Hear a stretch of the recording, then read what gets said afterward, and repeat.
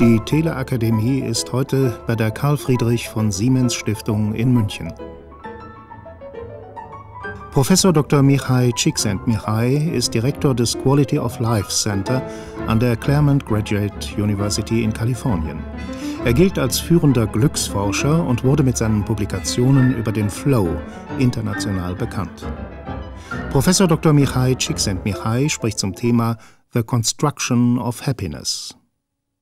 I am a psychologist, and I have been interested from the very beginning of my studies in understanding better the quality of human experience, a form of perhaps phenomenological psychology in which I always believed that what really is important about human life is how we experienced it, what feelings, thoughts, emotions we register in our consciousness over from birth to the end of life. And this quality of the lived experience, the quality of the events in consciousness is what I wanted to understand, especially from the point of view of the positive experiences, because most of psychology has always been concerned with pathology, with the things that go wrong in human life, and that is necessary to understand, and it's important to understand.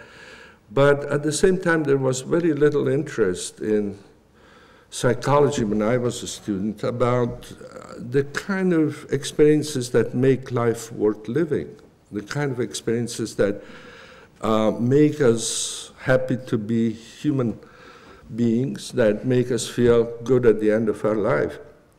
It's very difficult scientifically to address the question of what is really happiness, what is happiness.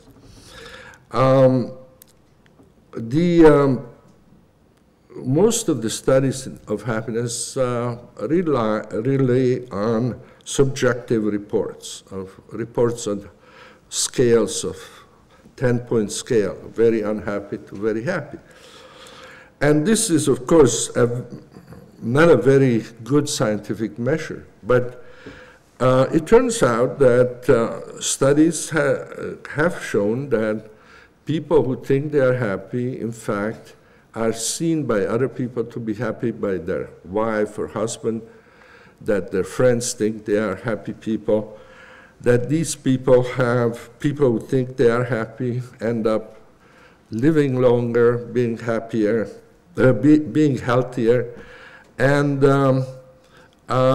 so in a sense, there is correlation between the a very strong correlation between the subjective feeling that I'm happy and the kind of measures that we would take more seriously if we had the chance to take all the measures that are possible, which we don't. So the self-reports of happiness are not they are not exactly scientific in the sense that we are used to in the natural sciences, but they are fairly accurate in showing that what you would expect people to be happy people, that corresponds to the self-estimate.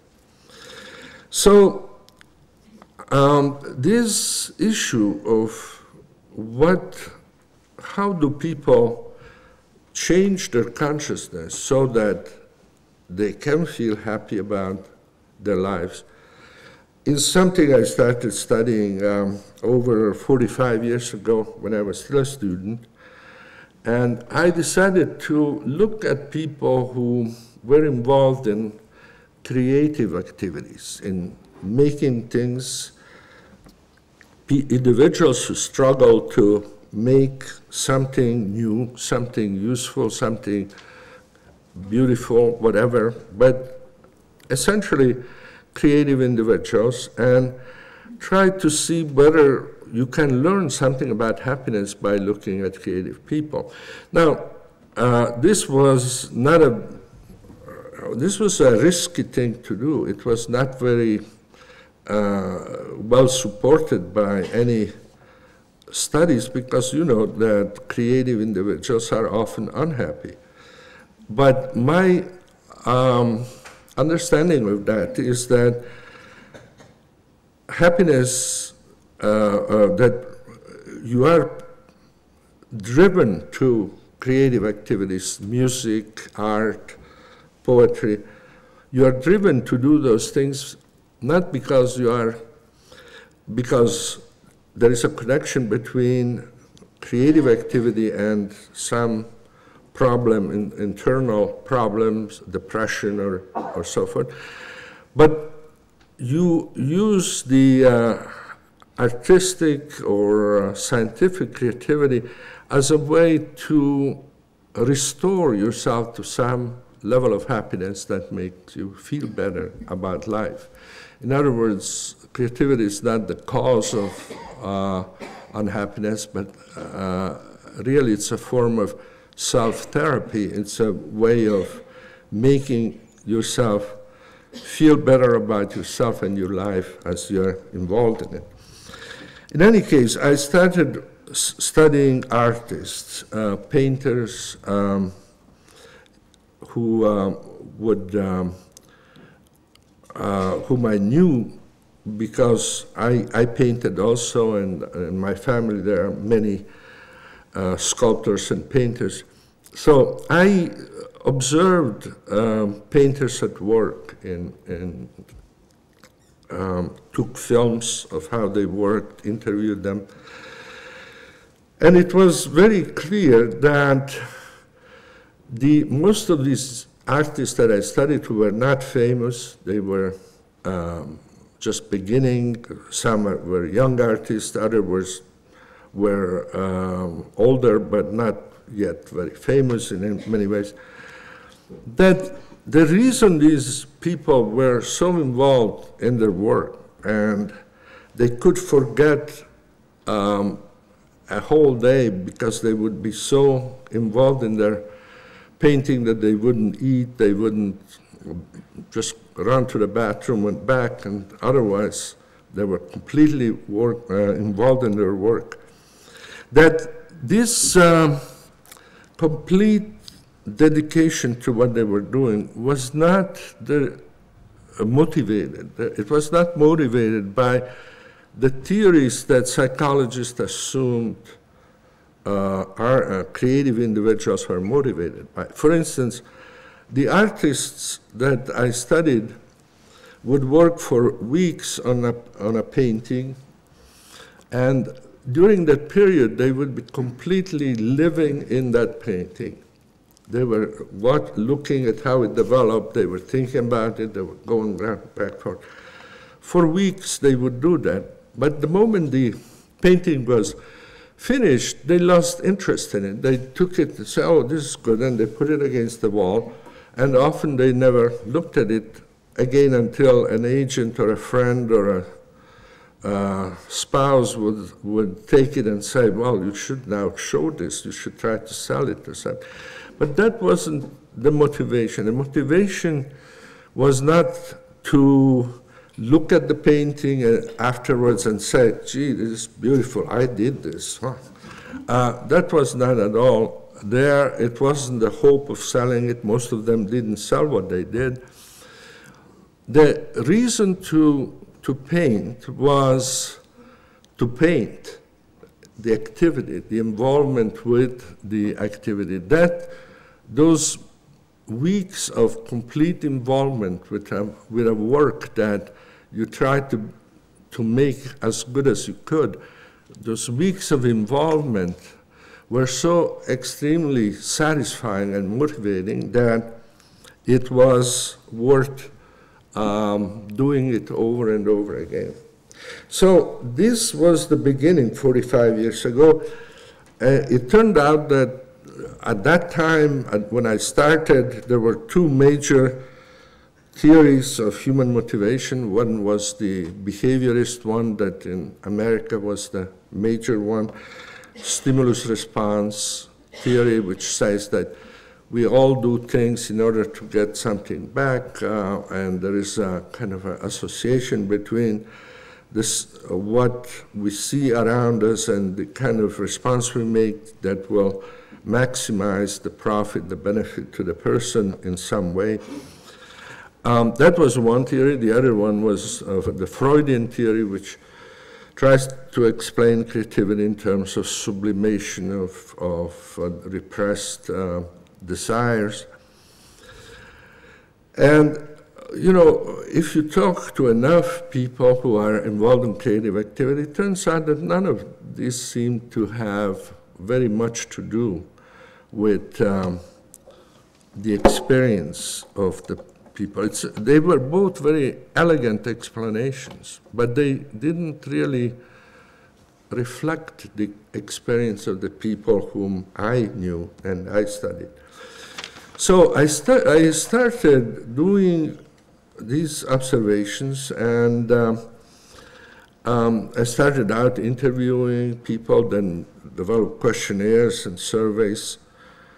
And after a while, I developed my own method, which was is called now the experience sampling method, which consists in giving people a watch for a week to where that is programmed to signal like 10 times a day, usually 8 times a day, between 7 in the morning and 11 at night. And whenever the watch starts beeping, you write down in a little book that you're given where you are, what you're doing, what you're feeling, how happy you are or how unhappy you are, etc. And this method allows one to get very close snapshots of everyday life, how people actually feel when they get up in the morning and they have breakfast, or when they drive the car to work, or when they meet their friends or their wives, etc. And it begins to give a sense of really how everyday life is lived by people. And when people are most happy, least happy, when they feel most creative, less creative. So essentially, what my work consists of is, I like to call it a systematic phenomenology. It's essentially, I was very influenced by Edmund Husserl and Martin Heidegger and Merleau-Ponty in French, who were also interested in the quality of experience and consciousness as it moves over time. But I was trying to get a more empirically sound, from the point of view of an empiricist, a more empirical way of trying to represent or measure how the stream of consciousness unfolds over time. Today, I will talk mostly about the kind of results that we got from the interviews with people of very different types who are really involved in something that they want to do for its own sake, something that they don't do because of a lot of money or fame, but because they like to do what they're doing. And when they think of their lives, this experience they get from what they're doing is what gives their life meaning, gives their life a kind of a value. When you talk to people about what it is that they feel at the moment when they are really involved in what they like to do for its own sake, one of the first things that comes is this notion of, I'm very focused, I'm very concentrated in whatever I'm doing. And this focus can be on a good book that you're reading, on a good conversation with a person. It could be like, for instance, this chess player is describing how it is when you're playing chess.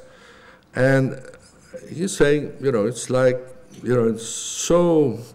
feels so effortless, even though you are very focused, and it's because you are so focused, nothing else registers in consciousness. You don't have a chance to notice anything else. And this, of course, is based on the fact that our nervous system is able to process only about 115, 130 bits of information every second, which seems like a huge number, but really, just to hear me talk, you have to process about 60 bits of sound information to understand what I say.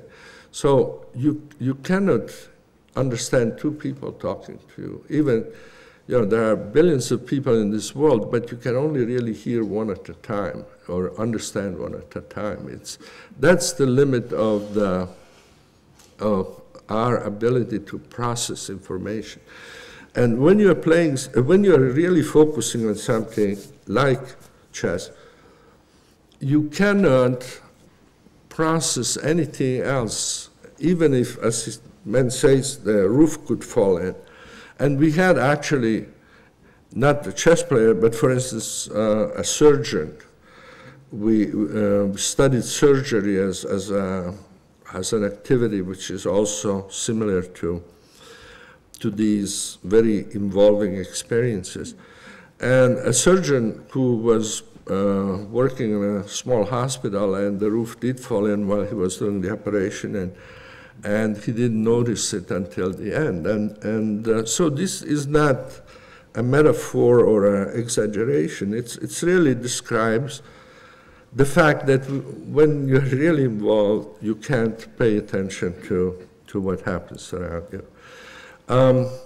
The next, when the activity is reaching a certain amount of depth when you're involved in it, it begins to, the difference between the doer, you as somebody who does something, and the activity starts to disappear. For instance, this is one type of activity we studied, this clattering or rock climbing, and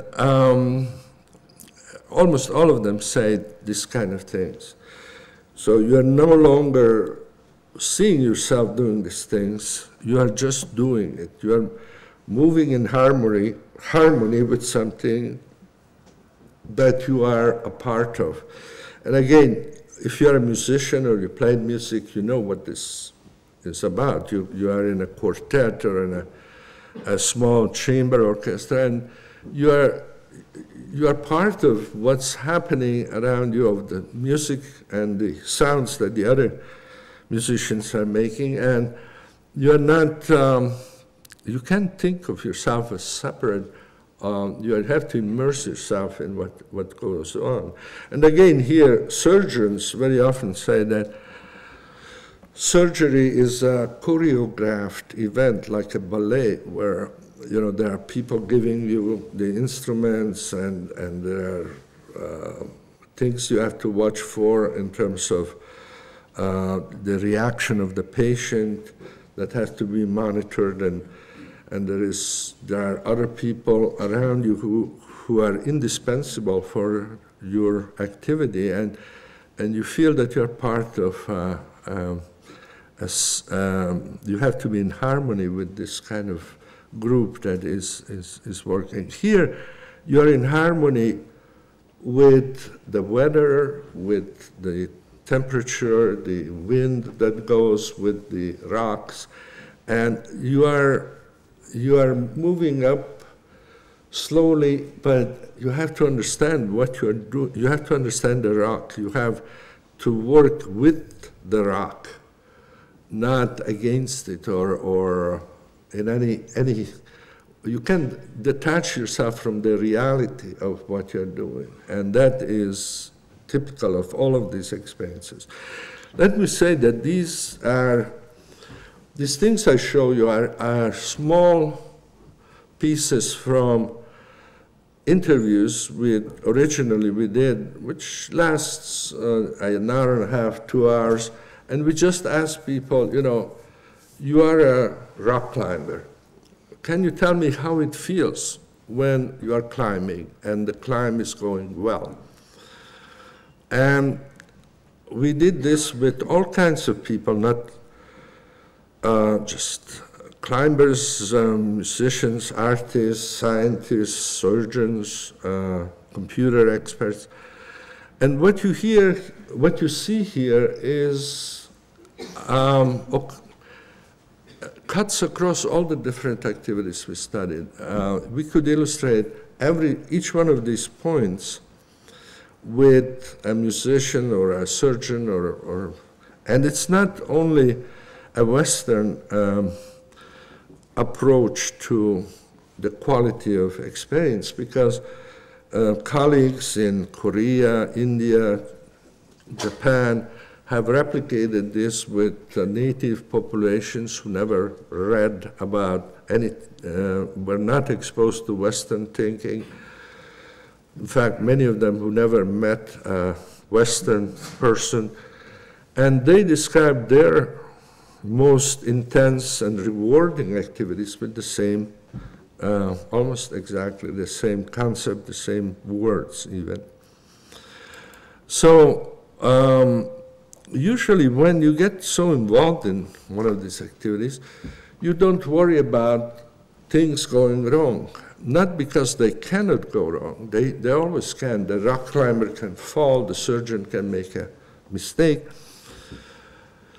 but because you know that if you prepared yourself well and you are trying to do your best, you probably are going to succeed. Now, for instance, these are Olympic Radfahrer, cyclists, and this is typical of chess players, musicians, composers, painters, that you can do anything given the limits of the activity. Within that activity, you can do anything and you may be successful if you do it right and so forth. And you don't, again, if you begin to consider the possibility of failing, then you can't concentrate, you can't focus. You lose that concentration which is necessary for the activity. And then you get to the point where you forget yourself. That is, the awareness of self disappears. Here, for instance, here we have one of the surgeons that we studied. So, of course, he's very aware of his hands, because to be a good surgeon, you have to be aware of your knowledge of anatomy, of the disease that you're trying to cure. So that kind of consciousness is terribly important. But you're not aware of yourself as a surgeon who's operating. You're not aware of your position in the hierarchy of the hospital. You're not aware of your problems from home. You're not aware of your body. It says, you may be very tired, you may be very exhausted, but it's not, that cannot be processed, because again, if you're aware of that, you lose your concentration on what you're doing, and this is typical. So then, people report that time changes very drastically. The experience of time changes. This is a kind of disco dancer who describes it quite well. It says, after the activity is finished, after you finish dancing, you think, wow, it must have been just a few minutes, even though it's been many hours. But when you are involved in the activity, on the other hand, time seems to stretch. You have all the time in the world. So this kind of paradoxical dialectic of time is something that you find in all of these activities. Now, when all of this comes together, when the experience has all these qualities, then the person feels like this was so exciting, so fulfilling, that I want it to happen again. And autotelic is a combination of two Greek words, which means the goal is inside what you're doing. It's part of what you're doing, it's the goal. It's not something that comes after it. It's what you're doing right now. For instance, if you are playing a violin or the piano, you don't necessarily do it in order to finish the piece or to be recognized and applauded. At least ideally, you do it because you like to hear every note, every chord of what happens. Then the question is, how do these 6 dimensions of experience occur? What makes them happen? And here, one characteristic is that most often in these activities, you know exactly what you need to do next. For instance, if you're playing music, you are always focused on just the next few notes, the next few chords you're playing. You're not focused on the end of the piece. You're not thinking about it. You're thinking about the next sounds that you have to generate. Or, for instance, the climber says that what keeps you focused, what keeps you concentrated is the move that you are just making now, because depending on what move you made, new possibilities open up. You can, if you get up half a meter on that rock face, you now have options, 3 or 4 options, and you have to choose and say, okay, this is the next move. And then when you do that, there is a next set of choices. And this is the kind of the natural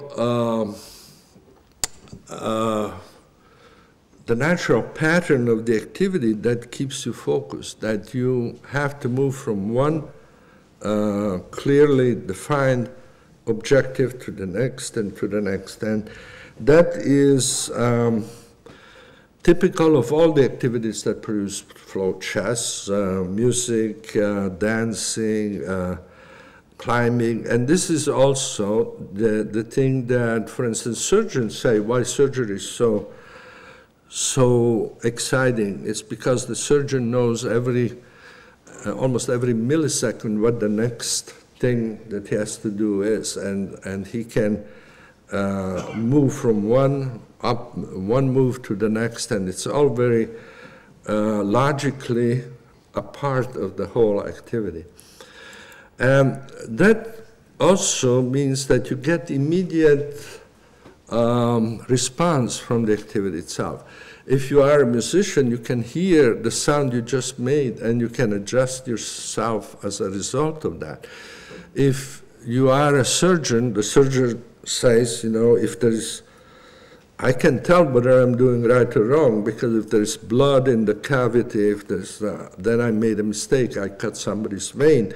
And this ability to know how well you're doing is part of what keeps you focused and keeps you really involved in what you're doing. Here is another aspect which is very important, which is that you essentially, that flow occurs when your skills are more or less in the same level, at the same level as the opportunities or challenges in the environment. And For instance, we find when we use the experience sampling method, we ask people every time we the watch signals, you have to say, okay, how many challenges there were, and that's the vertical axis, is then the amount of opportunity or challenge you find in your environment at that moment. And this is how much skill you have at that moment, your ability to confront the opportunities or challenges.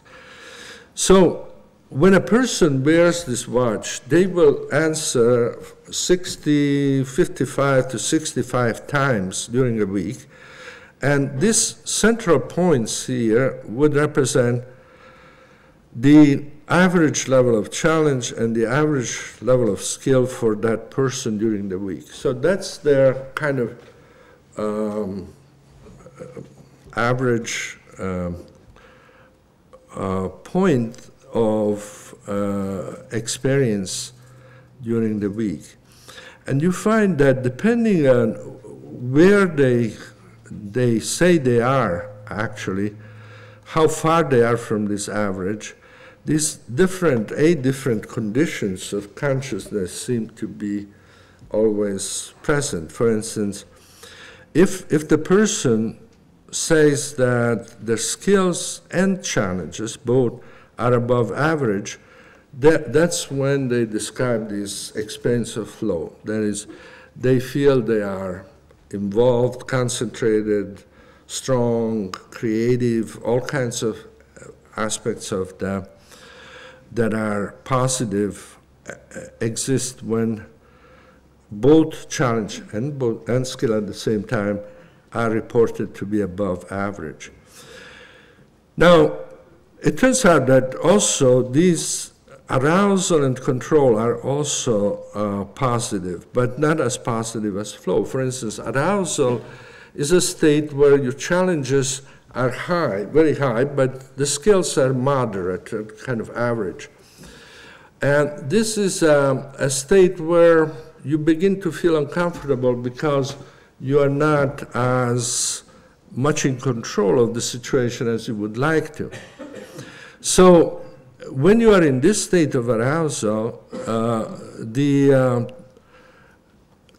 what you can do to move into flow is to increase the skills in that activity.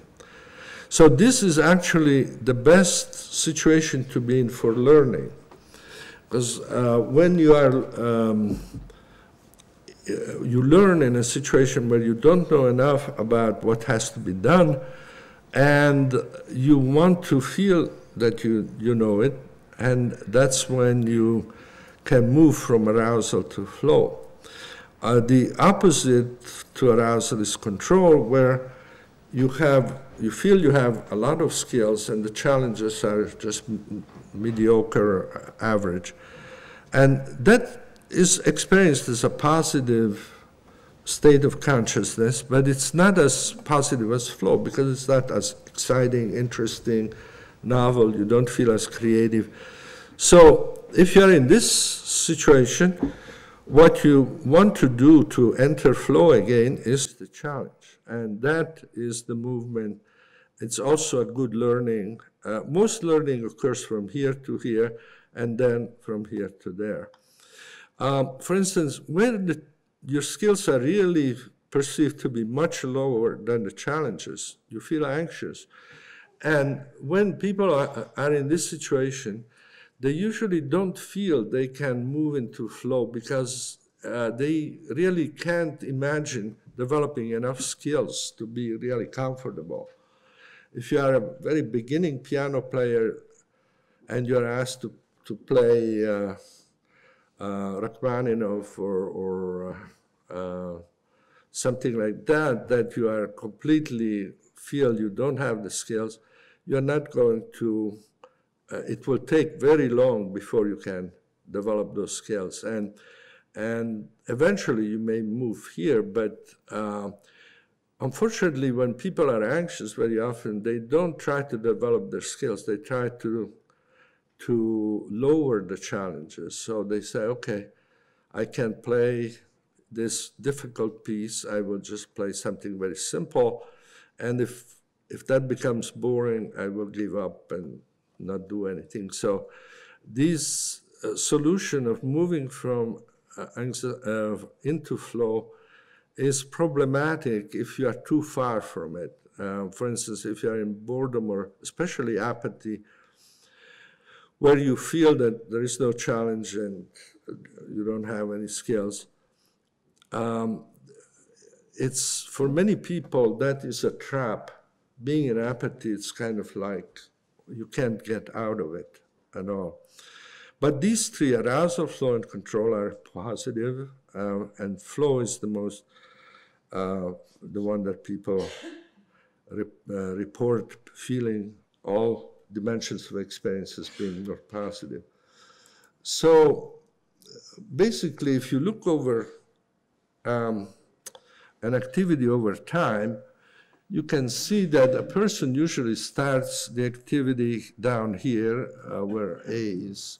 You don't have many skills, but then you don't take on many challenges, and that's kind of fairly enjoyable at first. But the more you do something, the more your skills develop, and then you begin to be bored by what you're doing. And at that point, as we said before, the solution to that is to get more challenge, and then you go back into flow. Now, very often we find that, you are put into a situation where you have to cope with challenges that are much greater than what you can cope with well, and then you begin to feel anxious. And at that point, of course, if you want to return to flow, you have to develop more skills. And almost any activity that results to be enjoyable over time is composed of thousands of these moves, and you go more and more challenge, higher skills, more challenge, higher skills. And it's a constant kind of moving up in complexity of the activity. But not of the experience. The experience at A, C, and E may be the same. People describe it the same way. But the problem is that once you are here, you can't experience flow by going down to C usually. You are forced to move up if you want to keep enjoying, because your skills will still be high, and trying to take less challenge would result in boredom rather than in flow. And so this mechanism of trying to achieve the best state of consciousness kind of pushes people generally to higher and higher complexity in the activity they do. Let's see. Here are a few of the people we interviewed, I thought, just to give you a sense of what they have been doing. This is Mark Strand, was the poet laureate of the United States. There's the highest recognition for poetry. And he describes how he feels when he's writing poetry. And in these few words, he kind of summarizes everything I have been saying tonight in many ways. And of course, for him, the challenge is to try to make meaning with words, put words together in a way that they create a meaning that didn't exist there before. And while he's doing that, he's so completely concentrated that he forgets the past and the future, and he's just struggling, trying very hard to create a meaning that with words that wasn't there before. A very different type is Joe Gall, is a professor at the University of Wisconsin, one of the leading cell biologist in the United States. And he describes his work as very differently in many ways from Mark Strand. Strand, a poet, has ordinary words, and he's trying to make a meaning that didn't exist there before. Joe Gall, on the other hand, is looking at certain life forms on a screen, and he's trying to understand what is going on, what is happening there. And so he's not creating in the sense of putting together things into a new form. He's trying to recognize forms of life that exist outside of himself. He had another person, I don't have her picture here, but was very interesting because she's an astronomer. She's studying galaxies and how galaxies move. Her name is Vera Rubin, and she's a very one of the leading astronomers in the United States. And she describes almost the same words, except she's not looking at a microscope, she's looking at a telescope, and she's looking at the cosmic patterns of movement of stars and galaxies. And it is, in both cases, they experience this incredible involvement. They are no longer, astronomers or poets. They are part of the cosmos. They are part of language. They are part of the human world. And this is typical of all creative individuals are in that. This is some other kind of example from a composer, a very famous American composer who died recently. And he describes it, in a sense, the kind of effortlessness. He's making something very difficult, something never happened before, writing a new piece, but his hands is moving by itself. You are not forcing it, it's just coming in. And he just sits there watching it, like, where does it come from, the music? Well, of course, it comes from a long learning and experience, because I could watch my hand for a week and nothing would happen, right? Because I don't know how to write music. So you have to have that training, you have to have that experience, you have to, but then once you have it and you are concerned about it, it will come out by itself, and that is when this kind of flow experience happens. Die Teleakademie war heute bei der Karl-Friedrich-von-Siemens-Stiftung in München. Es sprach Professor Dr. Mihály Csíkszentmihályi zum Thema The Construction of Happiness.